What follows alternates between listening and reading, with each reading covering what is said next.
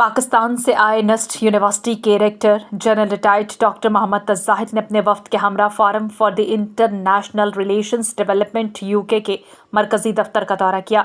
Office पहुंचने पर forum के चेयरमैन डॉक्टर ताहा कुरैशी और इनकी टीम ने मेहमान खसूसी का पुरतपाक इस्तकबाल किया। इस मौके पर डॉक्टर ताहा कुरैशी ने फोरम की सरगर्मियों, बैनुल-अक़वामी रवाबित और मुख्तलिफ मनसूबों के बारे में तफसीली ब्रीफिंग दी। Director general doctor Mohammad Zahid को फोरम के मुख्तलिफ शोबाजात, तरबियती प्रोग्राम्स और जारी समाजी और तालीमी मनसूबों का भी मुआयना करवाया गया। मुलाकात के दौरान दोनों रहनुमाओं ने पाकिस्तान और बरतानिया के दरमियान तालीमी ताउन, रिसर्च एक्सचेंज और नौजवानों के लिए तरबियती मौक़े बढ़ाने पर तबादला ख्याल किया।